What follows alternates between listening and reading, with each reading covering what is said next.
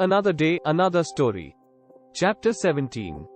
Of OFFENCESAGAINST property. Of theft. Section 378 of IPC. Theft. Whoever, intending to take dishonestly any movable property out of the possession of any person without that person's consent, moves that property in order to such taking, is said to commit theft. Explanation 1. A thing so long as it is attached to the earth, not being movable property, is not the subject of theft, but it becomes capable of being the subject of theft as soon as it is severed from the earth. Explanation 2. A moving affected by the same act which affects the severance may be a theft. Explanation 3. A person is said to cause a thing to move by removing an obstacle which prevented it from moving or by separating it from any other thing, as well as by actually moving it. Explanation 4. A person, who by any means causes an animal to move, is said to move that animal, and to move everything which, in consequence of the motion so caused, is moved by that animal. Explanation 5. The consent mentioned in the definition may be express or implied, and may be given either by the person in possession, or by any person having for that purpose authority either express or implied. Illustrations. A cuts down a tree on Z's ground, with the intention of dishonestly taking the tree out of Z's possession without Z's consent. Here, as soon as A has severed the tree in order to such taking, he has committed theft. B puts a bait for dogs in his pocket, and thus induces Z's dog to follow it. Here, if his intention be dishonestly to take the dog out of Z's possession without Z's consent, A has committed theft as soon as Z's dog has begun to follow A. C. A meets a bullock carrying a box of treasure.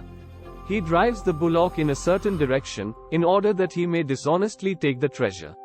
As soon as the bullock begins to move, A has committed theft of the treasure. D. A being Z's servant, and entrusted by Z with the care of Z's plate, dishonestly runs away with the plate, without Z's consent. A has committed theft. A. Z, going on a journey, entrusts his plate to A, the keeper of a warehouse, till Z shall return. A carries the plate to a goldsmith and sells it. Here the plate was not in Z's possession. It could not therefore be taken out of Z's possession, and A has not committed theft, though he may have committed criminal breach of trust. F. A finds a ring belonging to Z on a table in the house which Z occupies. Here the ring is in Z's possession, and if A dishonestly removes it, A commits theft. G. A finds a ring lying on the high road, not in the possession of any person. A, by taking it, commits no theft, though he may commit criminal misappropriation of property. H. A sees a ring belonging to Z lying on a table in Z's house. Not venturing to misappropriate the ring immediately for fear of search and detection, A hides the ring in a place where it is highly improbable that it will ever be found by Z, with the intention of taking the ring from the hiding place and selling it when the loss is forgotten. Here A, at the time of first moving the ring, commits theft. A delivers his watch to Z, a jeweler, to be regulated. Z carries it to his shop.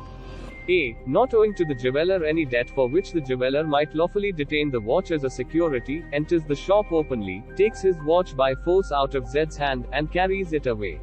Here A, though he may have committed criminal trespass and assault, has not committed theft, inasmuch as what he did was not done dishonestly.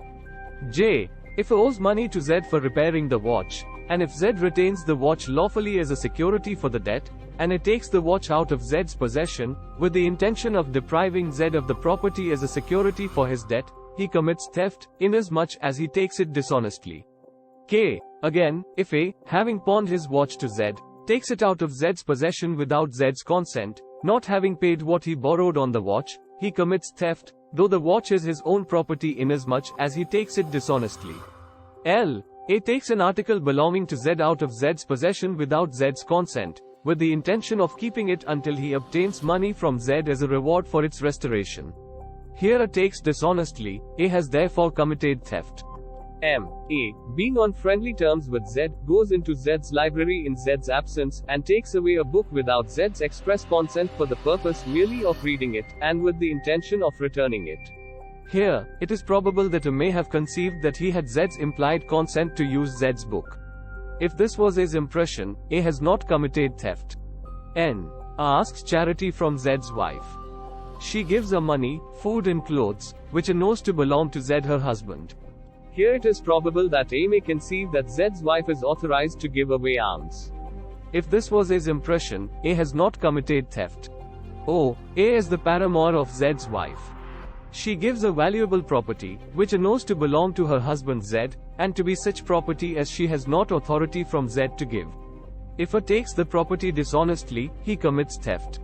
P. A, in good faith, believing property belonging to Z to be A's own property, takes that property out of B's possession. Here, as A does not take dishonestly, he does not commit theft. Section 379 of IPC. Punishment for theft. Whoever commits theft shall be punished with imprisonment of either description for a term which may extend to 3 years, or with fine, or with both. Thanks for watching. Please subscribe for more videos.